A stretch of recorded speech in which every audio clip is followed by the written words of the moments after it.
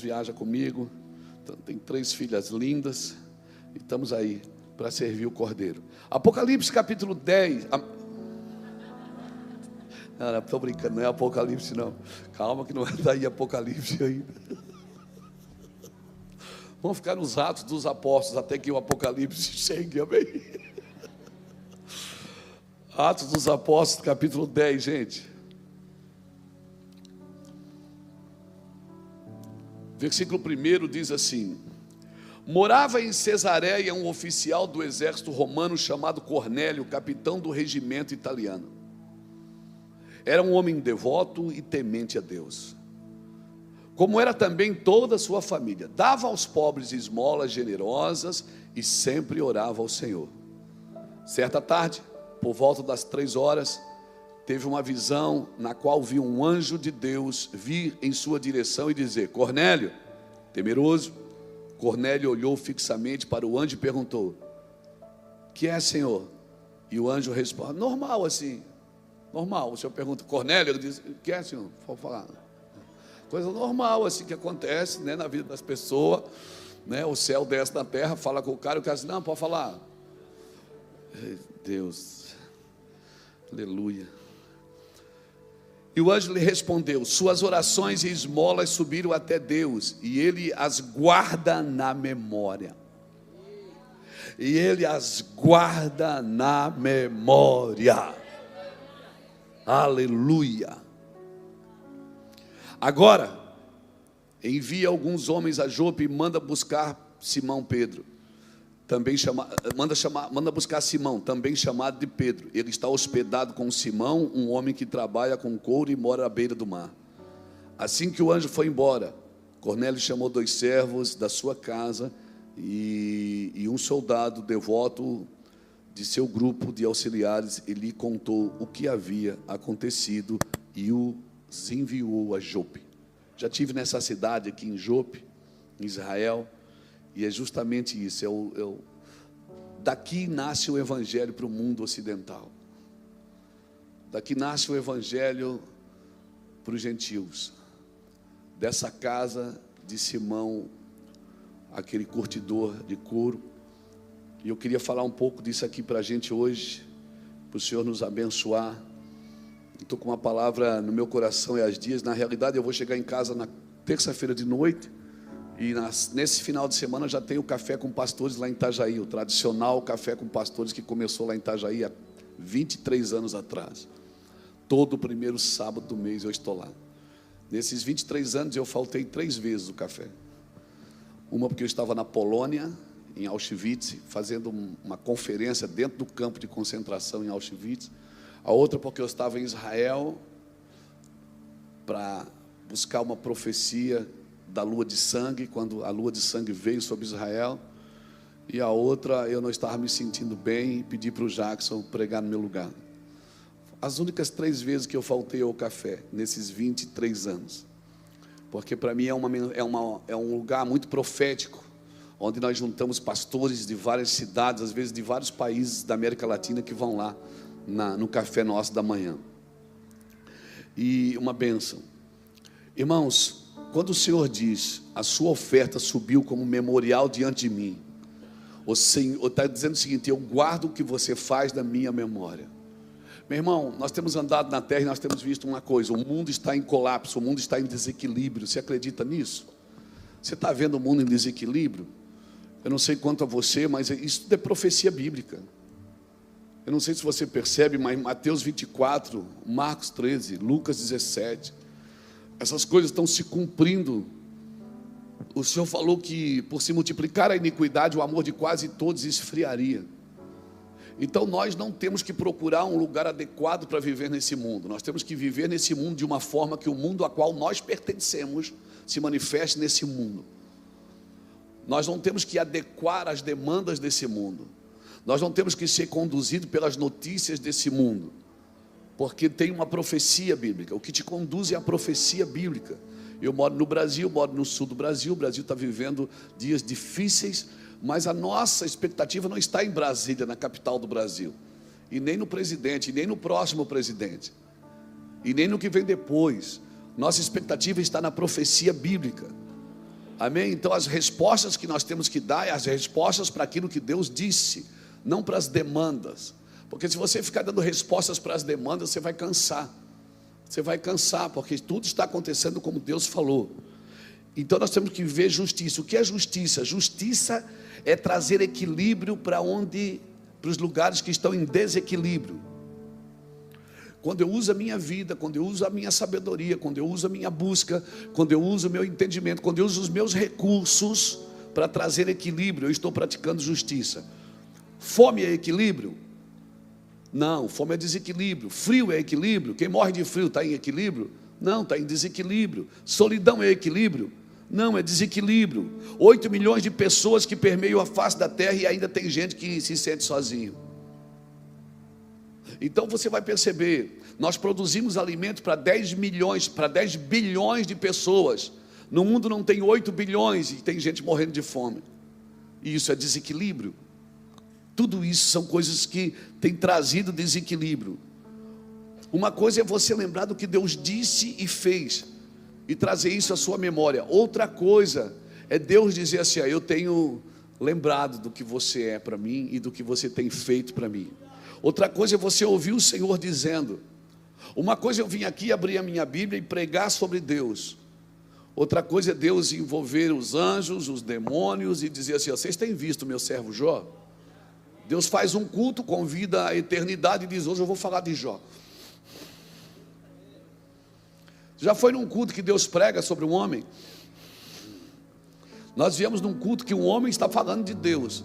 Mas você já foi num culto onde Deus está pregando sobre um homem, dizendo assim: tens visto meu servo Jó? Não há homem na terra como ele, homem íntegro, reto, e me teme. Ele tem temor da vida dele. Um homem que é maravilhoso. Então o que eu faço, eu não devo fazer por descarrego de consciência, para descarregar minha consciência. O que Deus te chamou para fazer é para trazer equilíbrio. O Evangelho é para trazer equilíbrio. Alguém já disse isso, que o Evangelho não é hóspede de nenhuma cultura. O Evangelho é juiz de todas as culturas. Quando o Evangelho chega no lugar, ele traz juízo, traz justiça e traz juízo. Justiça para quem obedece e juízo para quem desobedece. Quando Moisés chegou no Egito para salvar o povo que estava clamando recebeu justiça. Os egípcios que estavam oprimidos receberam juízo. Porque sempre que Deus vai praticar justiça para um lado, o outro vai pagar a conta. A minha pergunta é: de que lado nós estamos? Porque sempre que Deus vai trazer justiça para alguém, alguém vai pagar a conta. Juízo e justiça são a base do seu trono. Juízo e justiça na casa do Senhor. Então como é que eu vivo nesses dias, pastor? Romanos 12, versículo 12. Alegrem-se na esperança, sejam pacientes na tribulação e perseverem em oração. Como é que eu vivo nesses dias, pastor? Alegre-se na esperança, sede pacientes na tribulação e perseverem em oração. Está muito difícil? Está difícil, mas nós não vamos conseguir vencer, nós não vamos conseguir entrar, nós não vamos conseguir nada nessa vida se a gente evitar correr riscos. Então esses dias, irmãos, nós precisamos correr riscos. Homens e mulheres de Deus não têm medo de correr riscos, desde que o que eles estejam fazendo estejam diante da vontade do Senhor. Amém, irmãos? Depois de você ler Êxodo 25,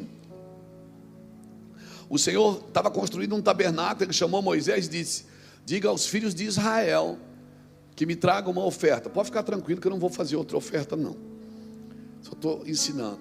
O Senhor disse: me traga uma oferta, mas receba a oferta somente do homem cujo coração se mover voluntariamente. Moisés vivia na lei ou na graça? Na lei, mas a oferta ainda tinha que ser voluntária. Porque Deus não recebe nada obrigado de ninguém, irmãos, nem obediência. A lei é para cobrir, é para proteger o imaturo. A lei não é para proteger o maduro, porque o maduro não precisa de regra. O maduro obedece porque ele tomou juízo, ele tomou posições para obedecer. Nós temos que entender que Deus tem um protocolo para a restauração, amém, irmãos? Nós precisamos saber que Deus tem um protocolo. Existe um protocolo de Deus para toda a restauração que Deus vai fazer. Existe um caminho para cumprimento de todo propósito. Tudo que Deus faz é bom, mas tudo tem um princípio de funcionamento. E se você quebrar o princípio vai quebrar você. Se você obedece o princípio te protege, te prospera, te abençoa, te conduz. Mas se você quebra o princípio, também te quebra. Então eu vou te falar uma coisa. Eu estou falando de mim agora. Eu quero estar aonde Deus está, mas não quero mais estar onde Deus esteve. Eu quero estar aonde Deus está. Eu não posso estar levantando altares que foi o próprio Deus que derrubou. Tem alguns altares que é o próprio Deus que derrubou. E eu não vou levantar altares que o próprio Deus diz, não edifica mais aí. Amém, irmãos? Amém, irmãos? Glória a Deus. Deus rejeitou Saul, mas Saul ainda ficou no trono 39 anos. E Deus já não estava mais com ele. Como é que o senhor está falando? Quando Deus rejeita Saul, Davi não tinha nascido ainda. Um amigo nosso chamado Martin Scott, ele mora na Escócia. Ele diz que Deus dá as coisas terminadas antes delas serem removidas. Tem coisas que Deus já terminou com elas, mas ainda não removeu. Por quê? Porque não nasceu aquilo que Deus está esperando que nasça. Isso não tem a ver só com pessoas, tem a ver com movimentos. Amém, irmãos? Deus rejeitou Saul e ainda ficou com ele 39 anos no trono. O que é que eu aprendo aqui? Que tem muitas coisas que Deus já rejeitou, mas ainda estão governando. Mas então por que Deus não derruba logo? Porque não começou a chover enquanto a arca não estava pronta. Nós somos construtores, nós precisamos pensar nisso, que nós também somos proféticos. Ou nós somos proféticos ou somos patéticos. Ou nós vamos ficar correndo atrás daquilo que Deus disse e obedecer, ou nós vamos criar as nossas próprias ideias e achar que Deus tem que se encaixar nela. Nós não fomos chamados para inventar, nós fomos chamados para descobrir as coisas que Deus falou. E o que Deus falou vai se cumprir em todas as áreas. Em todas as áreas. Eu quero funcionar onde Deus está operando. Eu não quero funcionar onde Deus já operou e não quer mais operar. Eu não quero ter que edificar Jericó quando Ele disse não edifique mais Jericó. Eu não posso levantar altares que o próprio Deus derrubou. Amém? Então como é que eu faço? Graças a Deus que nos dá a vitória pelo nosso Senhor e Salvador Jesus Cristo. Graças a Deus que a graça me dá a oportunidade de recomeçar. Mas eu preciso primeiro reconhecer o que Deus está tirando. Ninguém conta uma história com tanta credibilidade quanto ao que vive ela, irmãos. Por isso que Deus disse para Cornélio, manda chamar Pedro. Você é muito legal, Cornélio, você é um homem bom, você é um homem que as tuas esmolas sobem a mim, as tuas orações, eu quero ter uma aliança com você, mas manda chamar Pedro. Porque essa é a primeira lição de um homem e de uma mulher de Deus, é se submeter a outro. Manda chamar Pedro, ele vai te dizer o que fazer. Mas a gente diz, não, meu negócio é com Deus, não é com os homens. Nenhum homem está apto para ter negócio só com Deus. Desequilíbrio é fazer uma coisa que eu fui chamado para fazer junto e fazer sozinho. Tem coisas que eu fui chamado para fazer junto, eu não posso fazer sozinho. Porque isso só se faz junto. Como também tem coisas que é para fazer sozinho e eu quero fazer junto. Isso também é desequilíbrio. Manda chamar Pedro. Ele vai te ensinar o que você deve fazer. Ele vai te ajudar. Adão estava com Deus no jardim. Deus vinha todo dia no crepúsculo conversar com ele. Todo dia, no final do dia, Deus vinha. E aí, Adão, como é que você está? Está tudo bem? Quer que você botou nome em alguma coisa hoje? Eu botei, senhor, o nome daquilo lá é girafa, que é elefante. Tá legal, vai ficar assim então. Mas Deus disse, não é bom que ele esteja só. Mas Adão não estava só, ele estava com Deus. Mas Deus disse: não é bom que ele esteja só. Então o que é que Deus está me dizendo? Que um homem só com ele ainda está só. Você precisa estar com outros homens, com outras pessoas, porque não tem nada mais curador do que relacionamento. Não tem nada mais curador do que construir com os diferentes. Não tem nada mais curador. Amém, irmãos? Não tem nada mais curador. Pessoas, eu vou te falar, elas vão cansar de só assistir pela internet. Pessoas querem estar juntas, elas querem ser tocadas. Elas querem ver quem está por trás daquilo. Nessa era digital, pessoas ainda querem a presença real, irmãos. Pessoas querem, a autenticidade vale mais do que alcance. Preservação, presença verdadeira, toque, supera qualquer métrica artificial de engajamento. Como é que está o teu engajamento? Quantos seguidores você tem? Tudo isso é muito lindo, é muito bom quando se usa para fazer a obra de Deus. Mas as pessoas têm saudade de toques.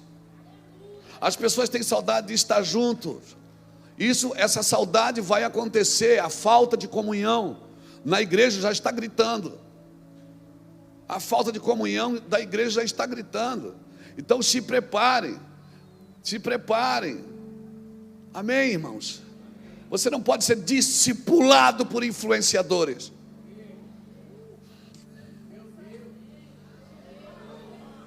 Influenciadores não circuncidam corações.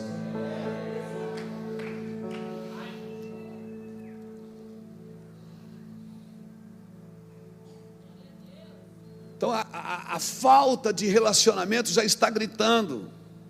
Relacionamento cura. Diga para quem está do seu lado: relacionamento cura. Estou pregando para pastores, amém? Então diga comigo: caráter, compromisso, competência, compatibilidade. Irmão, caráter, o que é caráter? Caráter é o seu compromisso, é o que você mostra que tem caráter porque no seu compromisso você mostra que tem caráter. Caráter é o que você faz da sua vida. Por isso nunca ponha a competência na frente do compromisso e nem o compromisso na frente do caráter. Pessoas sem caráter não adianta cumprir seus compromissos. Não adianta, mas eu tenho competência. A sua competência sem compromisso também não serve. Compromisso é o que você faz com Deus e com o propósito de Deus. Vamos lá. Caráter é o que? É o que você faz com a sua vida. Compromisso é o que você faz com Deus e com o propósito de Deus. Competência são as habilidades que você tem para lidar com esses compromissos. E compatibilidade, aqui que pega. Aqui que pega, é aqui que eu quero falar. Eu falo mesmo. Compatibilidade é servir o mesmo propósito sem ser igual. Não precisa estar na mesma casa para ter a mesma causa. O que me une é a causa, não é a casa. Estamos em casas diferentes, mas temos a mesma causa. A casa pode mudar, mas a causa não pode mudar. Aleluia! O que nos une é uma causa eterna. Amém? Um parafuso sem uma porca, ele não cumpre o propósito. No Brasil, aqui não sei como que chama. No Brasil, quando você tem um parafuso que não precisa de uma porca, a gente chama ele de rosca soberba.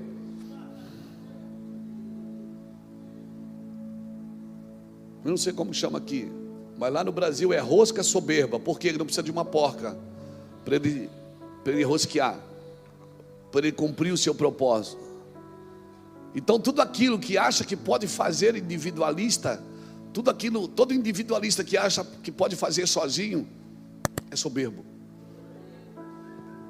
É soberbo. Se cresces na vida sozinho, fizeste alguma coisa errada no caminho. Porque essa graça Deus não deu para ninguém. Por isso que Ele vem convidando: levai a carga uns dos outros, chorais com os que choram, se alegrem com os que se alegram. Quando vocês se unirem, tem alguém um salmo, cante. Tem alguém um louvor, ministre. Alguém tem uma palavra, diga. Tem alguém oferta, dê. Faça alguma coisa juntos. É por isso que nós fomos chamados, amém. Amém, irmãos? Então, e são os soberbos que acham que não precisam de ninguém. No casamento, você casou com alguém igual? Graças a Deus, eu não suportaria dois iguais. É diferente. Amém? Amém, irmãos? É diferente. Essa é a combinação perfeita, as diferenças. É as raízes e as asas. Na parábola do filho pródigo, o pai tinha 2 filhos. Um tinha asa, queria voar, mas não tinha raiz.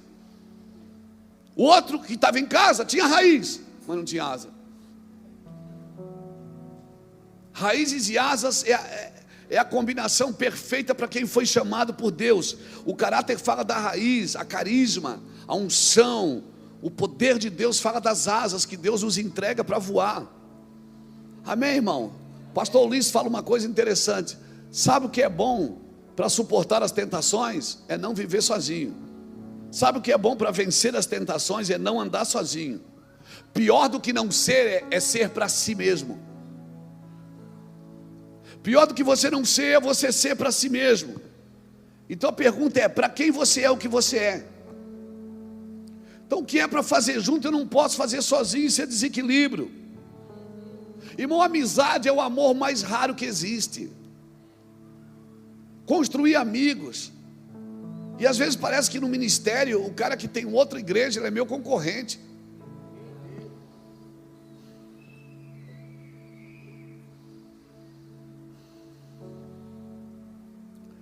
Na minha época a gente cantava: não importa a igreja que tu vê, se atrás do Calvário tu está.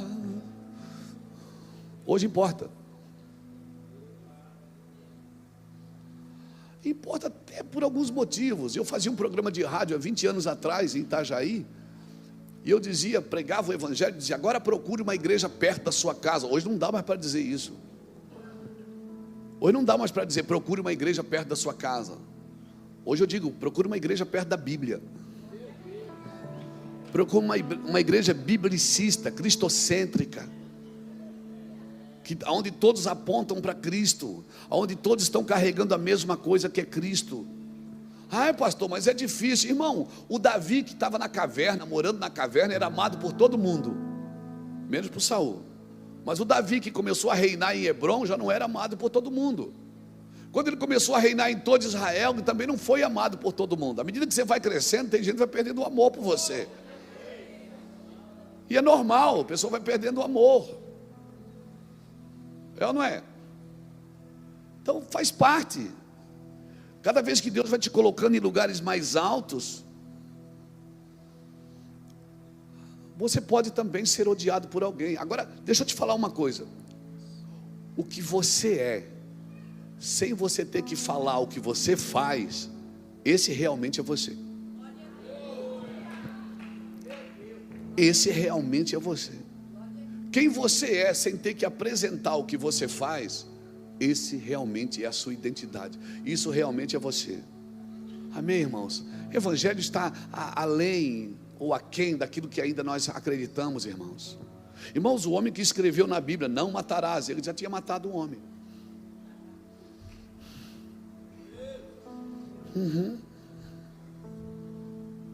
Deus pega a canção de um adúltero, o Salmo 51, e bota nas Escrituras como um salmo de consolo. Então tem algumas coisas que Deus faz que a igreja não aprova. Às vezes eu penso que Jesus é o caminho, a igreja é o pedágio. Ela quer cobrar o caminho que Jesus fez. Ela quer cobrar algumas coisas que Jesus não cobra, que Jesus...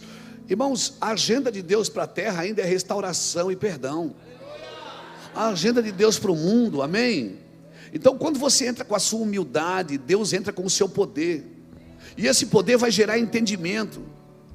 Muitas vezes você está num lugar e a sua mensagem está em outro. Muitas vezes você não está no mesmo lugar daquilo que você está dizendo. Talvez esse seja o grande desequilíbrio, a falta de relacionamento. Manda chamar Pedro correndo. O que você está fazendo é evidente, o que você está fazendo é relevante, o que você é relevante, mas você não pode fazer sozinho. Manda chamar Pedro. Alguém precisa enfiar o dedo no seu nariz. Eu falei aqui ontem, sabe quem é que tem mau hálito? é quem não tem amigo. Quem tem amigo não tem mau hálito, porque o amigo avisa. Eu disse, rapaz, tá brabo o negócio aí, mano. Acho que você comeu a minha meia. O amigo avisa.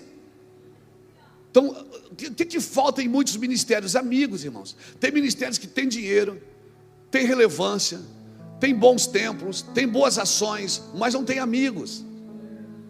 Não tem amigos. E em Provérbios 19, está na Bíblia, diz que aquele que se isola busca sua própria ruína, insurge-se contra a verdadeira sabedoria de Deus.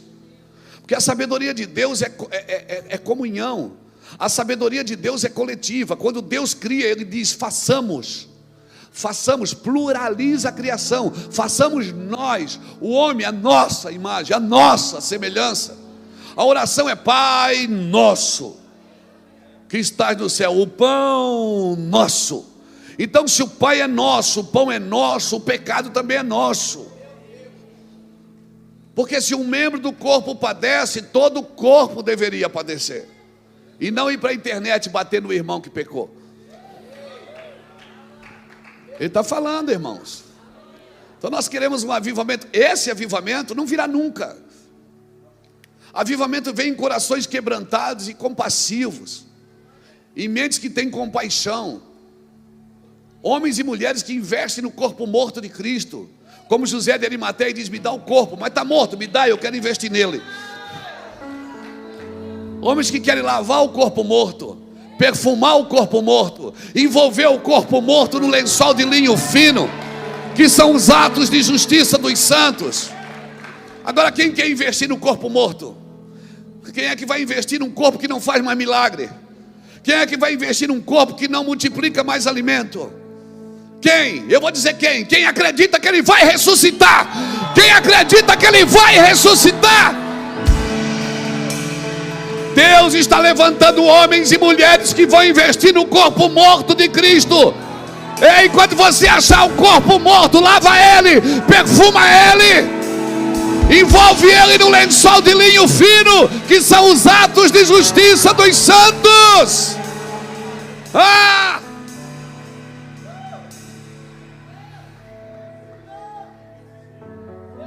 Não, mas o corpo morto. Não, irmão. Deus falou para Moisés, vou destruir esse povo. Depois você lê Êxodo 31, Êxodo 32, Êxodo 33 e Êxodo 34. Você vai pegar ali. Deus fala para Moisés, vou matar esse povo, vou destruir esse povo, estou arrependido de ter feito esse povo. Ô povo miserável. Ô povo que você está aqui comigo, eles estão lá adorando bezerro de ouro. E o povo, interessante que o povo nem pediu um bezerro de ouro. O povo pediu para Arão, dai-nos deuses, dai-nos um Deus que tirou do Egito. Arão que deu o bezerro de ouro. O povo não pediu um bezerro de ouro. O povo disse, dai-nos um Deus. Porque o povo sempre adora o Deus do seu líder.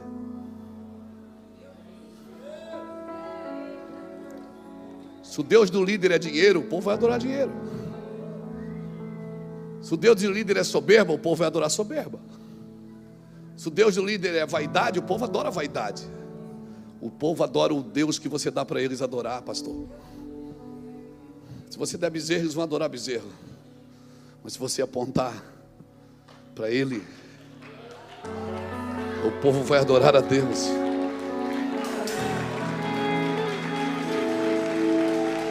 Dê para o povo um Deus correto. Dê para o povo um Deus que é Deus. O povo não pediu bezerro. E Deus disse, vou destruir esse povo, Moisés. Vou acabar com esse povo. E Moisés pulou na frente e disse, te arrepende agora, Deus, do que tu falaste. E Deus, vou matar, eu não quero mais. E Moisés convidou Deus para aceitar Jesus.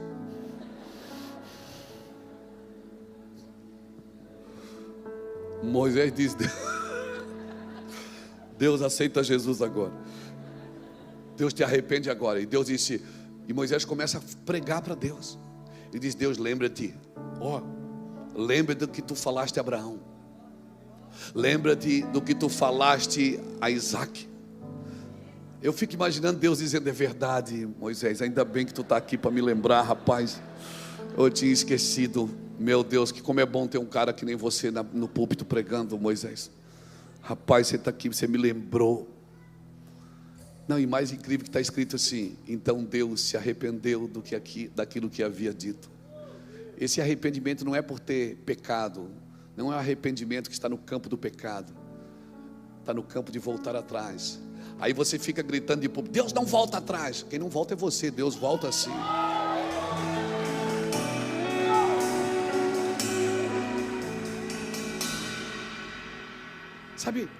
Sabe o que me impressiona? É quando Deus diz assim: vou destruir esse povo, vou matar esse povo. Você acha que Deus quer destruir alguém, irmão? Não. Quando Moisés disse assim, pulou na frente e disse: Senhor, te arrepende. Deus não quer destruir ninguém, Ele está procurando alguém que se importe com o povo. Ele está procurando alguém que pula na frente e diz: Deus, é comigo aqui, deixa comigo que eu vou resolver. Deus não quer matar ninguém, irmão, não quer destruir nada. Quem quer é você, Deus não quer. Ele está procurando alguém que se importe. Sabe quem Deus vai usar nas próximas estações? Quem se importa. Quem se importa. Quem pula na frente e diz: Deus, deixa comigo, eu vou resolver. Eu vou ajudar, Senhor. Eu vou investir, eu vou ir. Eu vou ir. Eu vou ir. Cadê os homens que vão pular na frente e vão dizer: Deus, não destrói não. Irmão, olha a proposta que Deus faz para Moisés. Deus diz assim: Rafael, vou destruir esse povo, vou levantar você. Vou começar de novo com você. Irmão, eu conheço pastor que, se Deus faz uma proposta para ele dessa forma, diz: vou acabar com todas as igrejas da cidade, só a sua vai ficar de pé. Ele diz: oh, Deus de milagres, Deus de visão. Mas não. Deus fez uma proposta para Moisés e ele disse: não, eu não quero. Eu quero que o Senhor salve o povo. Mas você vai ser grande. Não, eu não quero ser grande se o Senhor não salvar o povo. Não, mas eu também não vou enviar um anjo. Não, eu não quero anjo. Se a tua presença não for comigo, eu não vou sair daqui. Eu vou fazer milagres no meio de vocês. Eu vou fazer curas no meio de vocês. Eu vou levantar vocês com poderes. Não, eu não quero. Se a tua presença não for comigo, eu não vou sair daqui. Então o que eu faço? Me mata. Risca o meu nome do teu livro. E Deus disse: é ele. É o cara. É o meu garoto. Mas eu vou te dar maior. Não, eu não quero. O que você quer? Eu quero que o Senhor salve o povo, que o Senhor perdoe o povo. E Deus disse: ele é o meu coração. Achei alguém que tem o meu coração. Eu procuro um homem que fique na brecha, para que eu não destrua a cidade, mas ninguém encontrei. Eu não estou procurando alguém que está dizendo: eu não como coisa imunda. Eu não estou procurando alguém que diga: está amarrado, isso aí não é de Deus. Eu estou procurando alguém que reconheça que não chama de imundo aquilo que eu santifico. Que não chama de imundo. Mata e come, Pedro. Eu estou amarrado, não vou lá não. Vai na casa de Cornélio. Não vou não. Esse povo aí não merece. Não, Pedro, não é que merece, eles precisam, vai lá. Não, eu não como coisa imunda. Pedro, para de chamar de imundo aquilo que eu santifico. É imundo para você que faz acepção de pessoas. Eu não faço. Eu quero salvar todos. Até as pessoas que você odeia, eu quero salvar. Essa que você pensou nela agora. Você quer aplicar remédio nos outros, mas remédio que você mesmo não toma. Aplique primeiro em você. Tome o mesmo remédio que você está oferecendo para os outros. Dê as mesmas ofertas que você está convidando os outros para dar. Faça as mesmas ofertas. Faça as mesmas entregas que você cobra do povo. Deus não tem propósito com o povo. Ele tem propósito com os discípulos. Por isso que ele falava em parábolas com o povo. Jesus falava em parábolas com o povo. E no meio do caminho os discípulos vinham perguntando: Senhor, por que tu falas com eles por parábolas? Ele disse: porque vós não sois assim, vós que estáis dentro. Isso não é porque eles estão fora, mas vocês que estão dentro, com vocês eu não falo por parábolas, eu falo de uma forma que você entenda. Deixa as parábolas para o povo, para a multidão. Deus não fala por parábolas com quem fala com Ele face a face. Deus não tem planos com a multidão. Por isso que quando Ele ressuscita, Ele não volta mais para a multidão. A multidão quer o pão. A multidão quer ver só os milagres. E às vezes parece que tem muitos pastores que querem a mesma coisa que a multidão está buscando. Às vezes eu penso que tem pastores que começaram igrejas não para servir a multidão, mas para servir a si mesmo.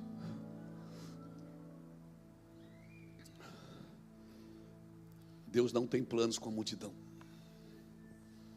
Os planos do Senhor são com aqueles que o temem,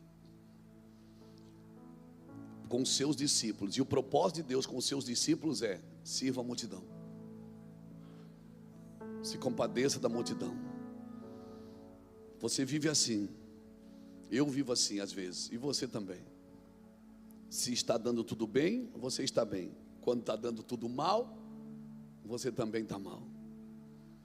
Um corpo saudável, ele trabalha para todo o corpo.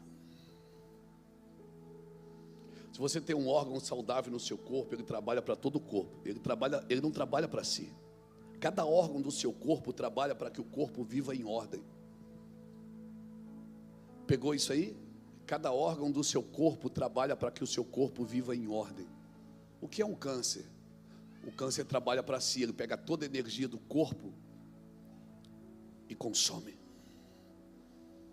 Ele pega toda a saúde do corpo e consome. Isso é um câncer. Ele pega toda a saúde do corpo e absorve para si mesmo. Não seja um câncer no corpo de Cristo. Não seja um câncer no corpo de Cristo, que toma toda a energia do corpo e traz para si mesmo. Nas minhas andanças na terra, irmãos, eu tenho visto tantas pessoas que trabalham para si mesmo, que usam os dons de Deus para si mesmo, são como um câncer no corpo de Cristo. Hebreus 10, 24 diz: considere uns aos outros, ou seja, reconheça o valor de todo o corpo. Até aquela pessoa que exige mais de você, reconheça isso, que ela está te treinando. Nós estamos numa construção, irmão. Em 1 Coríntios capítulo 3, versículo 10 diz: cada um veja como constrói, porque ninguém pode pôr outro fundamento. Quem é o fundamento? Cristo. Se você não usar na construção a mesma matéria-prima do fundamento, o fogo vai consumir tudo que você está construindo. Cada um veja como constrói. Ou seja, a mesma matéria-prima do fundamento tem que ser da construção que você está fazendo, porque o fogo provará que construção nós estamos fazendo. Amém? Amém, irmão? Amém. Aleluia. Então, nós precisamos entender o que é o ministério, o que é o nosso sacerdócio. Deus mandou Moisés no Egito. Moisés jogou o cajado no chão. Lembra que jogou o cajado no chão? O cajado virou o quê? Uma serpente. O Senhor disse: pega ela pela cola, pela cauda. Pega ela pela cauda. Irmão, um homem, na sua maior sanidade, ele sabe que não se pega uma serpente pela cauda, se pega pela cabeça. Só que Deus ali não estava pedindo para Moisés mostrar a sua habilidade de lidar com a serpente. Deus queria que Moisés mostrasse a sua dependência. Se Deus está mandando pegar a serpente pela cauda, pegue pela cauda. Não, mas tem que pegar na cabeça. Deus é que manda, não é você. Esse é o problema. É que você está preso naquilo que já sabe. E o que está, irmão, um homem na sua maior sanidade sabe que não se pega a serpente pela cauda, mas pela cabeça. Mas Moisés, entenda, essa vara na sua mão era um cajado ou era uma serpente? Era um cajado, mas isso pode virar uma serpente na sua mão. Depende do coração. Se você obedece quando Deus manda você pegar, como você obedece, vai determinar se esse ministério vai ser um cajado ou uma serpente. Como você se move, isso vai determinar se esse cajado aí vai ser uma bênção para as pessoas ou um problema para as pessoas. Depende do seu coração, se você está disposto a obedecer a Deus ou não. Nosso maior tropeço é aquilo que a gente já sabe, porque aquilo que a gente já sabe fazer não precisa mais confiar em Deus. Por isso que eu disse ontem, o puro não sabe fazer. O puro não sabe fazer, assim como tu não sabes o caminho do vento, nem como se formam os ossos do ventre de uma mulher grávida, assim tu não sabes a obra de Deus que faz todas as coisas. Por isso, de manhã semeia a tua semente, de tarde não retires a tua mão, porque tu não sabes qual vai prosperar, se essa ou se aquela. O puro de coração ele não sabe fazer, mas é os puros de coração que verão a Deus. O problema nosso é aquilo que a gente já sabe fazer. Nós queremos alguma coisa na terra que hospede a ação de Deus do céu. Deus vem, a gente quer. Eu não estou falando de templos, irmãos. Eu também, o meu sonho é construir um templo lá em Itajaí. Eu não estou falando de templos, de igrejas. Não, as estruturas são necessárias. Onde Deus colocou teu cérebro? Dentro de uma estrutura. Onde Ele colocou teu coração? Atrás de uma estrutura. Ele pegou os dois órgãos do corpo e estruturou. Os dois órgãos principais do corpo Ele estruturou. Porque uma pessoa ainda consegue sobreviver sem um rim. Ela consegue fazer um transplante de fígado. Daqui a pouco, de coração já faz, de cérebro ainda não. Deus pegou os dois órgãos principais do corpo e estruturou. A estrutura é para proteger, não é para escravizar. Amém, irmãos? Eu não estou falando desse assunto, mas nada na terra pode hospedar as ações do céu. Escute, nada na terra pode hospedar as ações do céu. Por isso que quando Jesus chegou, onde é que ele nasceu? Porque não tinha nada na terra que pudesse hospedar a sua ação. Não tinha hospedaria para ele. Não tinha hospedaria para ele. Ele deixou claro, o Filho do Homem não tem onde reclinar a cabeça. Ele não estava dizendo que não tinha lugar para dormir, para comer. Ele estava dizendo o seguinte: nada nessa terra pode hospedar as minhas ações. Mas nós queremos fazer um lugar para hospedar a ação de Deus. A ação de Deus não se hospeda em estruturas humanas. Você está entendendo isso? Para nós, milagre é acalmar vento. Para nós é dizer: calma-te vento, aquieta-te mar. Mas milagre para Jesus é dormir no meio da tempestade. É dormir no meio do caos, dormir no meio da prova, aprender a descansar quando tudo aponta que vai dar errado. Você está ali descansando. Amém, irmãos? Porque a sua paz de dentro tem que ser maior do que a sua tempestade de fora. A sua paz de dentro tem que ser maior. Para nós, estar endemoniado é estar na condição de um gadareno. Isso aí está endemoniado. A gente acha que para estar endemoniado tem que estar na condição do gadareno. Não, à medida que você vai quebrando o princípio, perdendo valores, matando o relacionamento dentro de você, sabe o que é que vai te sobrar? Vai te sobrar é morar sozinho dentro de um cemitério. Então guarde isso no seu coração, querido. Guarde isso. Deus não vê como vê o homem. Amém, irmãos? Às vezes a gente sabe de alguém que tirou a sua própria vida e diz: ele se suicidou. Não, irmão, ele já vem se matando há tempo. As pessoas vão se matando há tempo. Suicídio não é do dia para a noite. Você vai matando as coisas dentro de você dia após dia, criando um ambiente de solidão, se atribulando com a falta de paz interior. E a única coisa que te sobra é morar sozinho num cemitério. É isso que Jesus está fazendo com os seus ministros, está libertando-os de si mesmo. Mas é do diabo. Não, o diabo já foi vencido na cruz, irmão. Nós temos que ser livres de nós mesmos, das nossas vontades, da nossa falta de paz interior. E a única coisa que disputa contra a tua vontade é a glória de Deus. Amém, irmãos? Então, Deus quer gerar em mim, guarde isso. Deus quer gerar em mim perguntas para respostas que Ele quer nos dar. Tem resposta que Deus quer nos dar, mas primeiro Ele vai gerar em mim a pergunta. para que quando eu pergunte, ele diga. Por isso você e eu vivemos crise, porque nessas crises Jesus está o que? Gerando em mim perguntas necessárias,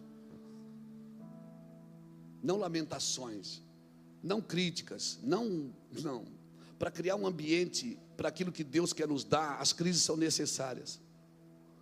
É muito difícil, irmão, você sentar na roda de corrupções para exercer misericórdia e não ser confundido como alguém permissivo ali.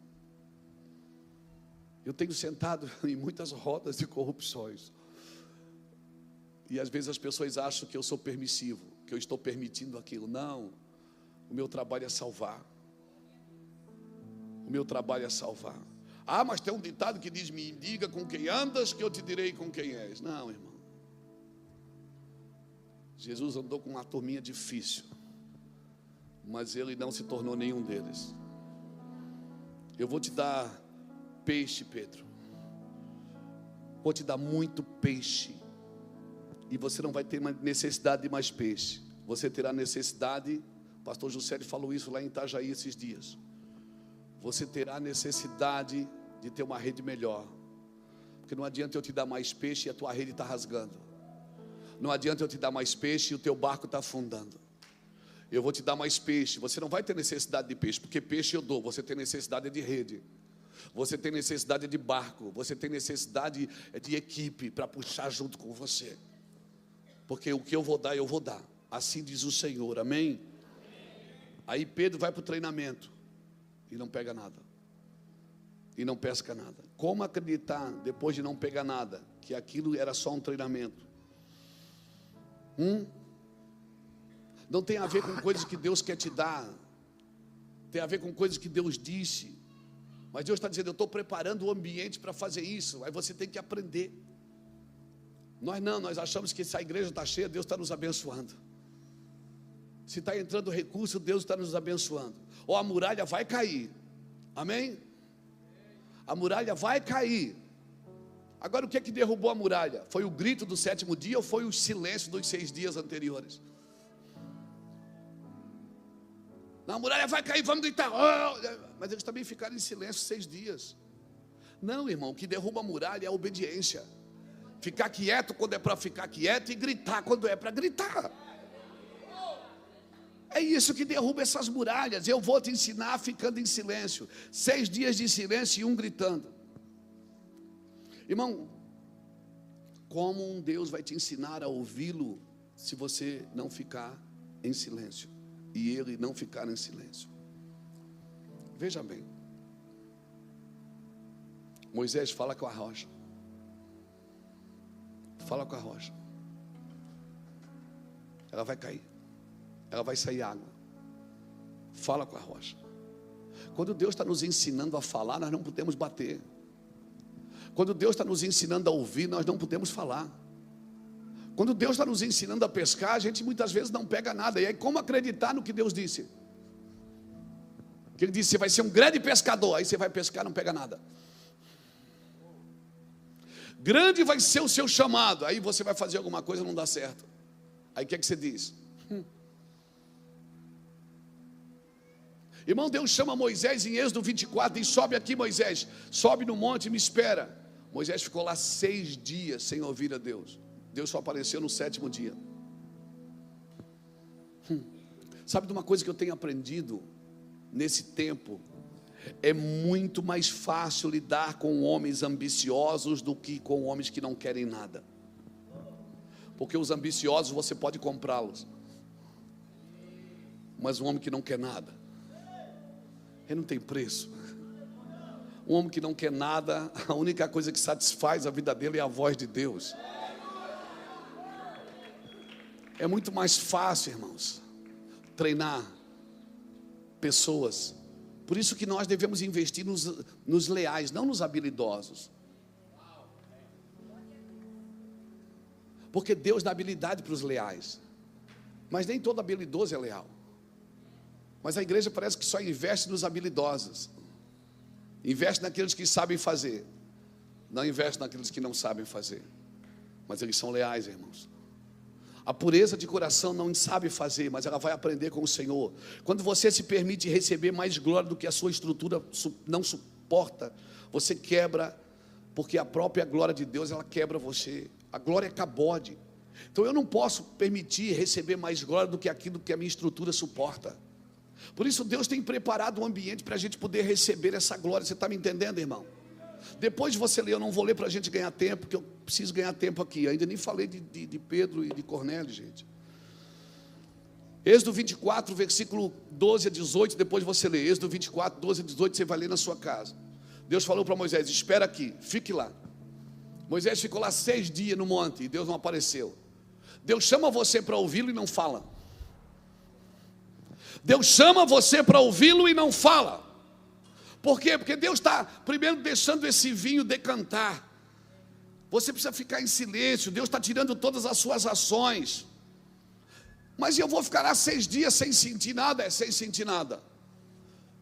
Sem ouvir é sem ouvir. Sem entender é sem entender. No 7º dia Deus apareceu. Deus foi quebrando todas as estruturas emocionais de Moisés. Sabe, toda expectativa. Quando não tinha mais nada, Deus veio e falou. E deu para eles as tábuas da lei. Então, querido, guarde seu coração.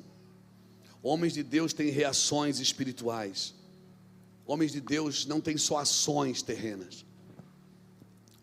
Quer um conselho de amigo? Eu vim aqui hoje como teu amigo. Manda chamar Pedro.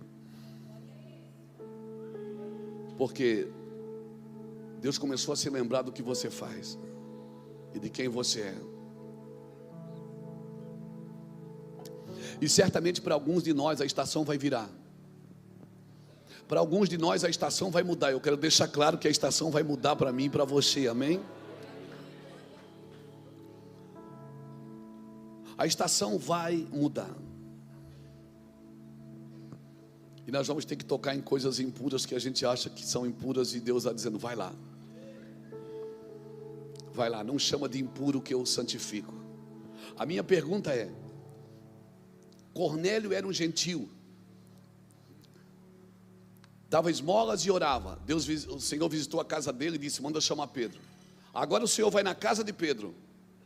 Diz assim: Pedro, tem 2 caras lá embaixo, vieram te buscar, vai com eles. Pedro disse: não vou não. Eu não vou em qualquer ministério. Esse povo aí nem é da nossa igreja, nem acredita na nossa fé, nossas crenças. Aí Pedro foi. O Senhor disse assim: por que você chama de imundo o que eu santifico? Jesus gastou mais energia para convencer Pedro aí na casa de Cornélio do que Cornélio aí na casa de Pedro. O Senhor está gastando mais energia para convencer a igreja em alguns lugares que Ele quer do que convencer as pessoas aí na igreja. Tem alguns lugares que a igreja não está entrando porque ela não concorda. Você não tem que concordar, meu amigo, você tem que obedecer e ponto final. Você não tem que concordar com nada, você só tem que dizer assim: amém, Senhor, eis-me aqui. Vai lá, amém, Senhor, eis-me aqui. Mas por que Deus não me conta? Porque eu não entendo. Você não tem que entender. O que eu faço agora tu não entendes. Tu entenderás depois, se tu obedeceres agora. Você imagina se Deus dissesse assim para José: José, você vai ser governador do Egito, mas primeiro seus irmãos vão dar um pau em você, vão arrebentar sua boca, vão quebrar 2 dentes seus. Depois os seus irmãos vão vender você como escravo para os ismaelitas.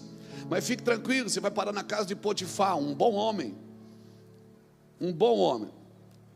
E a esposa dele vai dar em cima de você, e você vai preso por um crime que não cometeu. Mas fique tranquilo, é só 10 anos. E depois você vai ser governador. Ei, você acha que José é irmão? Se Deus te contar tudo agora, você não vai. Se Deus te contar tudo agora, você não entra. Revelação, ela vai descortinando. Ah, mas Deus está abrindo as portas. Deus não abre as portas. Deus abre a porta. Pus uma porta aberta diante de ti. Se você entrar, abre outra. Se você entrar, abre outra. Se você entrar, abre outra.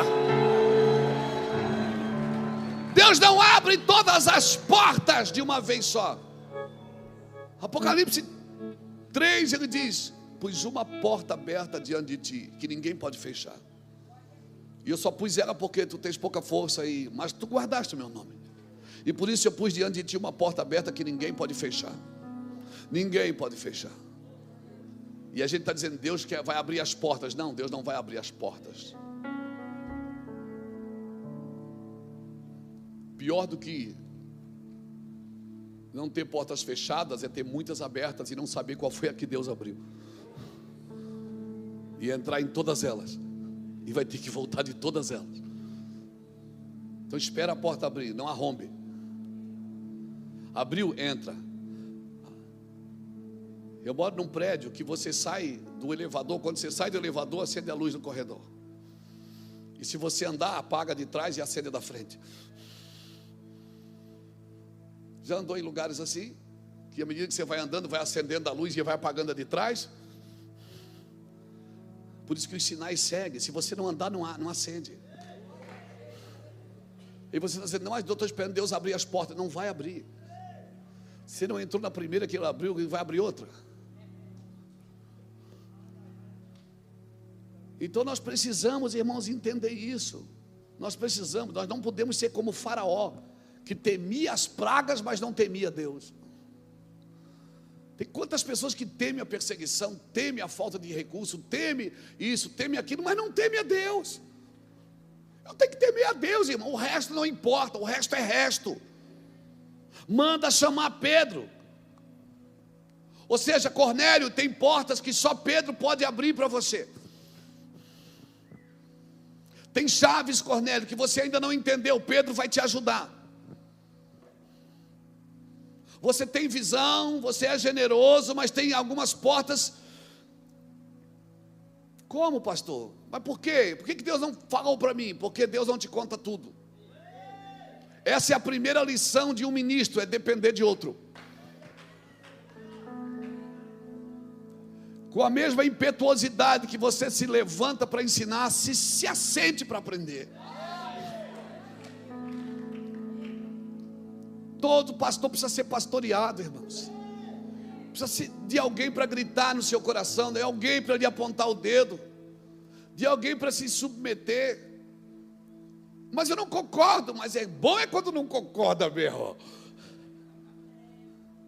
Porque Deus ofende a minha mente para revelar meu coração. É isso que Deus faz. Eu sou pastor de uma igreja, presidente de um ministério enorme, com várias igrejas, são quase 1000 igrejas ligadas. Eu não concordo com tudo. Eu não concordo. Às vezes eu chego na igreja que eu sou pastor presidente, eu digo, aí ele se calma, não fala nada, amor, eles fizeram com tanto amor, eu digo, mas não ficou ruim, mas eu não falo. Há um tempo atrás, um irmão entrou no meu escritório para ir embora, disse, pastor, eu quero me desligar. Eu digo, você está indo embora? Eu estou. Eu disse, leva eu também. Ele disse, me olhou, disse, você está maluco? Eu disse, não, leva eu. Eu disse, pastor, eu não, tem um monte de coisa aqui que eu não concordo. Eu disse, eu também não concordo, leva eu junto.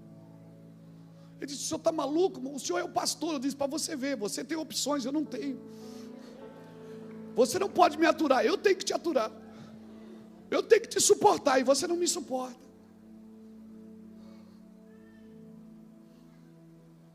Ele começou a rir e disse, pastor, o senhor está brincando? Eu disse, não estou não, eu queria ir muito embora daqui. Sabe, deixa eu contar uma história para você de um cara que naufragou. Teve um cara que naufragou, ficou sozinho numa ilha, 22 anos. Aí acharam ele na ilha. Foram buscar ele de helicóptero, chegou lá na ilha, aquela multidão, a filmagem, todo mundo, a reportagem. Aí chegou lá, tinha uma construção. Aí ele perguntou, o que foi isso? Ele disse, isso aqui eu fiz, eu não sabia quanto tempo eu ia ficar aqui, eu fiz uma casa para mim. Aí foram em outra construção. E aqui, ele disse, é que eu sou crente, né, cara? Eu fiz uma igreja para me congregar. E aquela outra, ele disse, não, é porque eu saí daqui que eu não concordava com muita coisa, eu fui congregar naquela.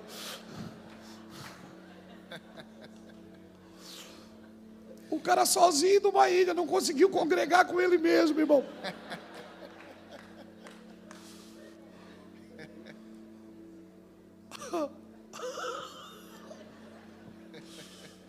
Compatibilidade, diga comigo, compatibilidade. É construir com os diferentes. A igreja não é feita de tijolos. Tijolos são todos iguais, todo o mesmo naipe, o mesmo tamanho. A igreja é feita de pedra. Pedra, olha aqui, pedras são diferentes. Ó, tem pedra bicuda, pedra quadrada, tem pedra redonda, tem pedra lascada, tem pedra comprida, tem pedra áspera. E uma vai se encaixando na outra, vai se dobrando e vai se encaixando na outra. Jeremias diz que Deus não recebe sacrifícios em altares de tijolos. Deus não recebe. Nós temos dificuldade de compatibilidade. A gente tem dificuldade de construir com os diferentes. Meu irmão,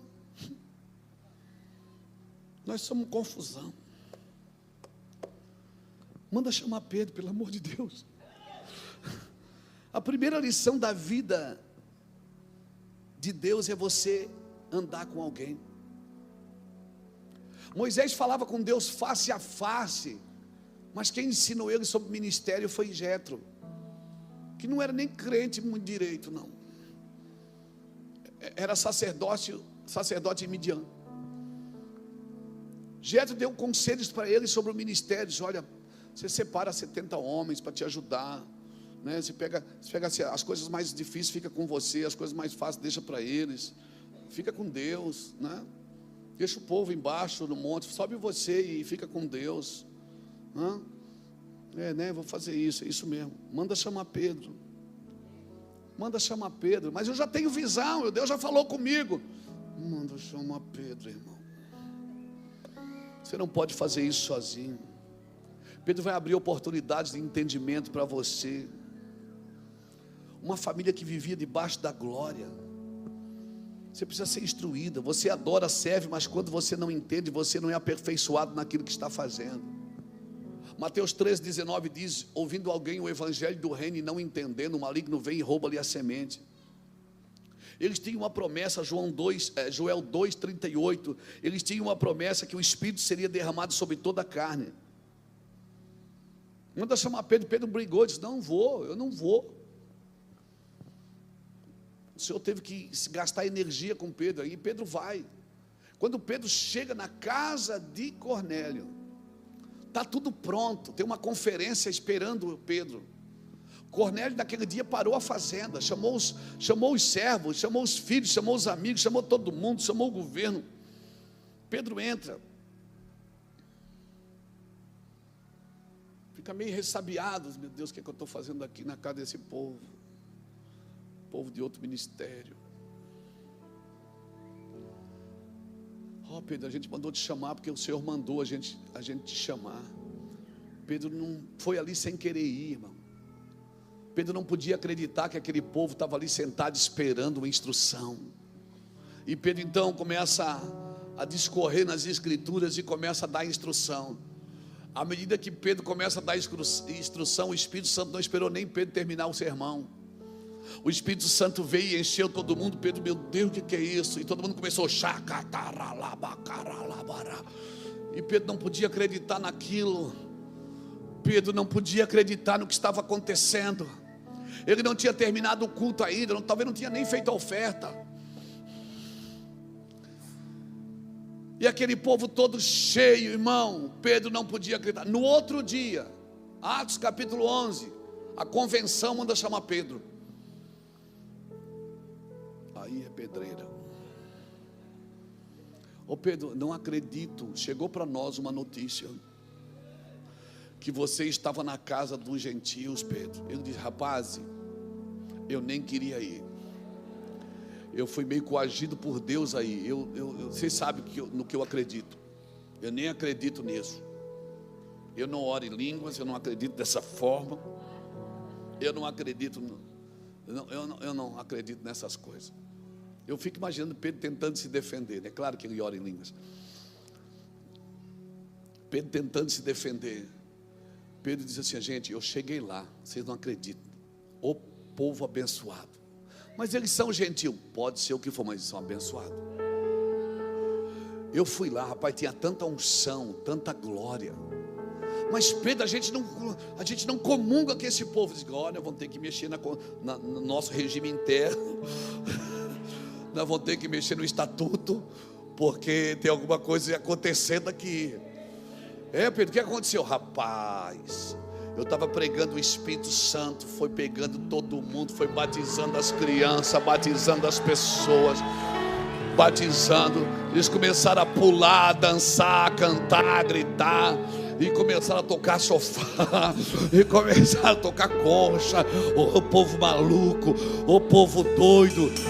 Daí o presidente da convenção disse: agora nós entendemos que Deus não faz acepção de pessoas. Ei, o Espírito será derramado sobre toda a carne. O Espírito será derramado sobre toda a carne. Aonde tem carne, o Espírito virá. Aonde tem carne, o Espírito virá. Aonde tem carne, o Espírito virá. Alguém está me entendendo aqui? Glória ao nome de Jesus. E você fica nas suas prisões religiosas dizendo: eu não concordo. Problema seu. Porque ele virá. E por que ele virá? Porque Jesus disse que ele viria. E ele veio e não subiu mais. Ele veio e encheu toda a casa com a sua glória. Aleluia. Ele muda a estrutura mental dos apóstolos. Eles não conseguiram entender. As nossas instruções não é para substituir a glória de Deus. Deixa os irmãos entrarem, deixa o menino rodar. As nossas instruções não são para substituir a glória de Deus. Olha o que Davi diz no Salmo 27, o verso 4: uma coisa eu pedi ao Senhor, uma coisa, que eu possa estar na casa do Senhor todos os dias, para contemplar a sua formosura e para aprender no seu templo. O que é que vem primeiro, contemplar ou aprender? Contemplar vem primeiro. Como é que você vai aprender de um Deus que você não conhece? Uma coisa eu pedi ao Senhor. Mas Senhor, eu quero te servir, eu vou fazer, Marta, você está muito ocupada com muitas coisas. Está atribulada com muitas coisas. Uma coisa só é necessária. E a Maria, essa que está jogada no chão ali, ela escolheu a melhor parte, a qual não lhe será tirada. Não tire ela do chão, não. Deixe ela ali. Marta, eu não estou dizendo que o seu serviço não é importante. Eu estou dizendo que agora, nesse momento, o seu serviço não é importante. O filho do pastor Lapa, o Davi, ele viaja comigo. Ele é da mídia. Aí às vezes o negócio está pegando na igreja, nas viagens que nós vamos. Cadê o Davi? Ele está jogado no chão e a câmera do lado. Eu estou dizendo: olha o Davi. Eu tive que parar de levar ele, irmão. Porque ele vai para chapar, ele bebe demais. E cadê Davi? Pegasse. Pastor, foi forte, mano. Mano, foi forte. Porque ele está atrás da câmera hoje, irmão. Isso é um detalhe. Um dia ele vai vir para frente dela. Sabe, o serviço não te rouba da glória, irmãos. O serviço não te rouba da glória.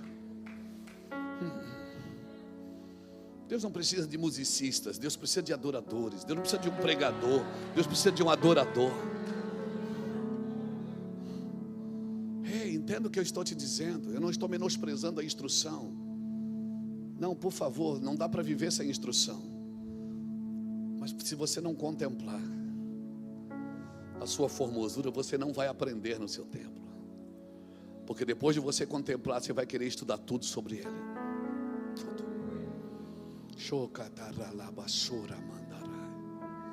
Manda chamar Pedro. Ele vai te instruir. A sua devoção me impressiona, mas você precisa ser instruído. Mas não começa pela instrução, começa pela glória. Começa pela glória. Começa primeiro você ver, sabe? Primeiro você tem que ver a sarça queimando e não se consumindo. Moisés viu a sarça, Atos capítulo 3, não, Êxodo capítulo 3, Moisés olhou a sarça e está escrito assim: então Moisés via que a sarça ardia, mas não se consumia. Então ele disse consigo mesmo: me virarei para lá e verei essa estranha visão. E por que a sarça não se consome? Está escrito assim no versículo seguinte: vendo Deus que Moisés se virava para ver, falou Deus com ele do meio da sarça. Deus primeiro não falou, primeiro ele queimou.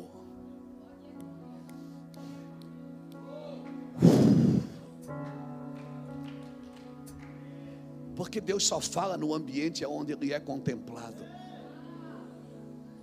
As instruções de Deus são para quem contempla Deus. Deus não se estuda, se experimenta. Provai e vede que o Senhor é bom. Provar, você tem que provar primeiro. Foi isso que aconteceu com Cornélio. Ele provou. Ele provou, e quando ele provou, ele gostou, e continuou provando, e continuou provando. Ele não sabia. Então o Senhor disse: chama Pedro, ele vai te instruir, que tem muito mais do que isso que você está vivendo. Tem muito mais. Irmão, a sua graça nos basta. Sempre foi a graça. A lei não foi feita para salvar, a lei foi feita para guardar como uma semente para um tempo certo. A lei continua protegendo os imaturos, porque o imaturo não tem condição de viver sem lei. Mas há uma superior aliança, diz a Bíblia. Há uma superior aliança. O Deus que você serve, ele não é judeu. O Deus que você serve, ele é judeu de toda a terra. Ele é Deus de toda a terra. Ele não é só judeu. Ele pode ser português, ele pode ser espanhol.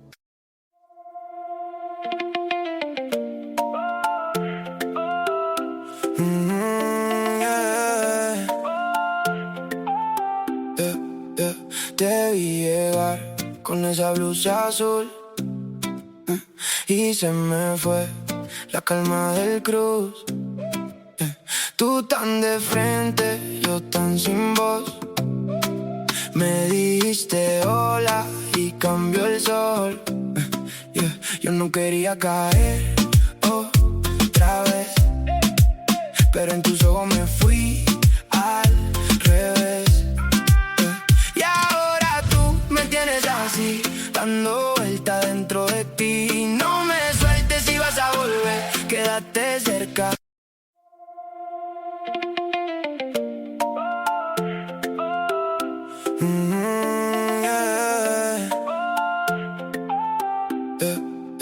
Te vi llegar con esa blusa azul y se me fue la calma del cruz. Tú tan de frente, yo tan sin voz. Me dijiste hola y cambió el sol. Yo no quería caer otra vez, pero en tus ojos me fui al revés. Y ahora tú me tienes así, dando vuelta dentro de ti. No me sueltes si vas a volver, quédate cerca.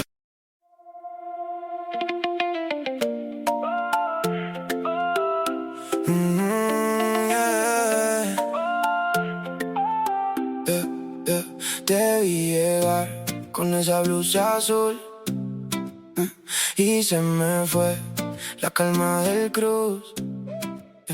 Tú tan de frente. Ele pode ser alemão, ele pode ser francês, ele pode ser brasileiro. Ele é Deus de toda a terra. O fato de Deus ter levantado uma nação, não significa que Deus ama só aquela nação. Quando Deus levanta um homem para deixar um modelo, dizer assim: eu queria assim, eu queria que fosse assim. Por isso que quando Deus te levanta, não tem a ver com você.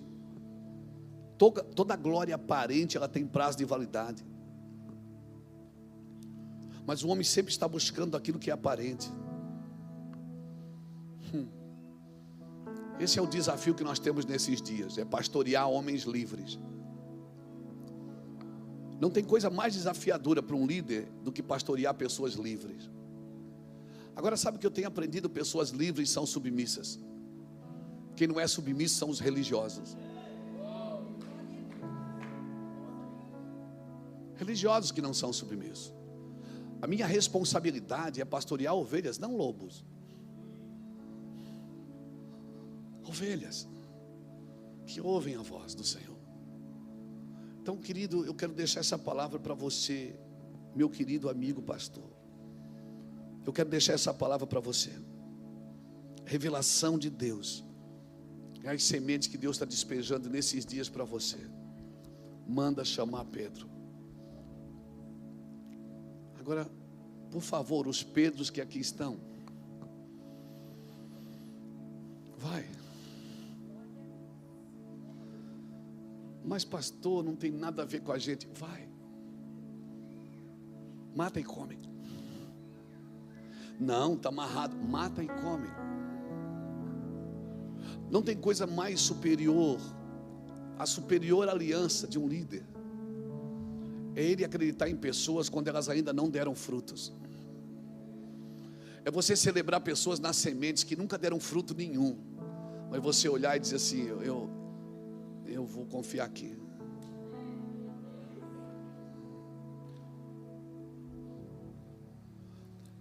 Talvez hoje muitas pessoas dizem assim: você prega lá na Casa do Leão porque a igreja é grande. Você prega lá na Casa do Leão porque o Rafael Bispo dá primícia para você. Não, irmãos. Eu estava aqui em Portugal, numa conferência nossa. O Rafael estava lá com a Síria, fazia 1 ano que eles estavam casados. Feio, magrelo, parecia um birimbau, tortinho, andava assim. Eu olhei para ele, o Espírito Santo disse: vá na igreja dele. A igreja dele é assim, irmão, 18 pessoas. Eu falei para ele: eu quero ir pregar na sua igreja. Ele disse: não, mas eu não tenho membro. Eu disse: não, eu prego para vocês. Não tem só, não tem cadeira, não tem nada. Eu disse: mas Deus está falando para mim ir na sua igreja. Eu fui lá, eles me serviram um café. Eu comi com o pratinho na mão, porque não tinha lugar onde pôr, dentro do almoxarifado, junto com os detergentes. Sentei na cadeira e comi ali, todo envergonhado. Tinha 18 pessoas naquele dia. Mas o Rafael já pregava como se estivesse pregando para milhões de pessoas. Hoje as pessoas olham e dizem: você vai lá porque a igreja é grande, porque eles têm um grande ministério. Não, irmãos, eu amei isso aqui na semente. Eu amei isso aqui quando não tinha fruto, quando não tinha oferta, porque ele deu a oferta, eu devolvi. Eu amei isso aqui quando não tinha nada. Sabe, um líder, ele celebra pessoas na semente. Ele não está procurando gente para falar, ele está procurando alguém para desenvolver.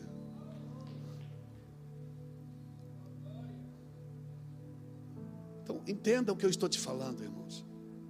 Celebre pessoas na semente. Quando o Senhor chamou Gideão, ele estava se escondendo dos medianitas, escondendo o trigo. E o Senhor disse: eu sou contigo, homem valente. Ele disse: quem? Eu? É você, cara. Eu estou aqui porque alguém acreditou, irmãos. Alguém disse: Luiz, você vai... Eu disse: não, eu não vou. Minha esposa trabalha de empregada doméstica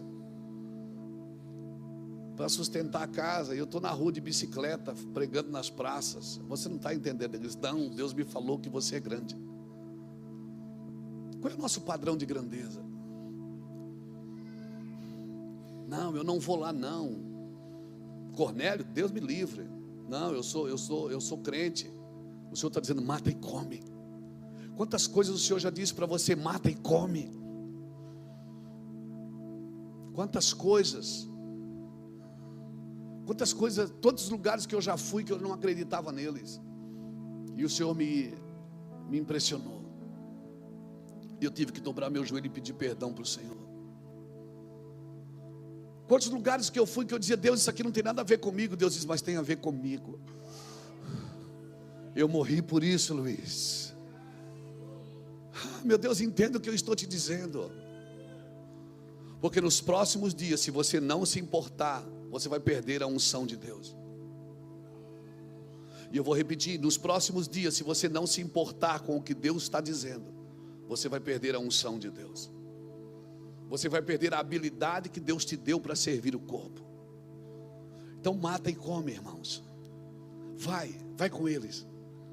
Vai lá, eles estão te esperando para serem instruídos. Vai lá, por favor. Irmão, o evangelho é cósmico. É muito mais do que salvação individual de pessoas. É uma obra cósmica para redimir toda a terra, toda a terra. Amém? Até o céu vai ser purificado, novo céu e nova terra. Entenda isso, irmãos. Então vinde, tornemos ao Senhor. Vinde, tornemos ao Senhor. Ele fez a ferida, mas Ele sara. Eu não vou tornar ao Senhor porque Ele vai me dar alguma coisa. Não, é porque Ele me feriu. Ele me feriu para me acordar. Eu voltei ao Senhor porque Ele me feriu. Volta ao início. Não é voltar ao início, não é voltar ao jardim do Éden. Não, é voltar aonde você já esteve um dia. Mateus 28, 5. Eu termino aqui. O Senhor ressuscitou. Apareceu para Maria. Depois você lê Mateus 28, 5. Depois você lê Marcos 16, versículo 7.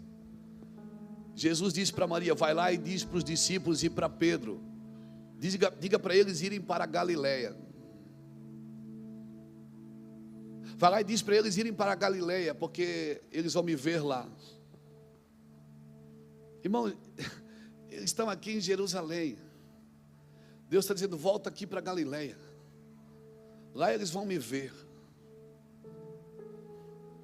Por que Galileia? Porque foi onde começou.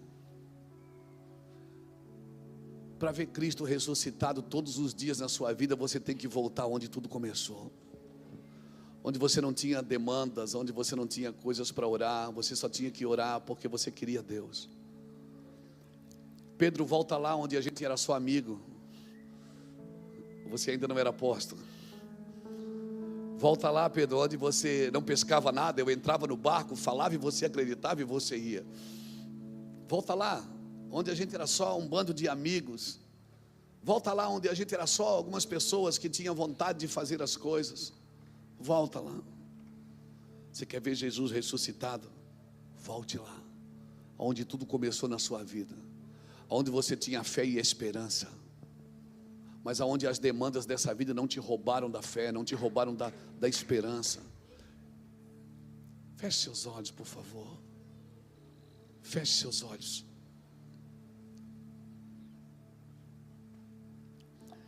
Se querem me ver ressuscitado, volte ao lugar do início. Volte ao lugar do início. Volte ao lugar onde o único sentimento que enchia o seu coração. Retorne, saia desse princípio de religiosidade, desse precipício de religiosidade. Que nós não sejamos um povo que, para obedecer a Deus, precisamos de garantias de Deus. Nós não precisamos de garantias.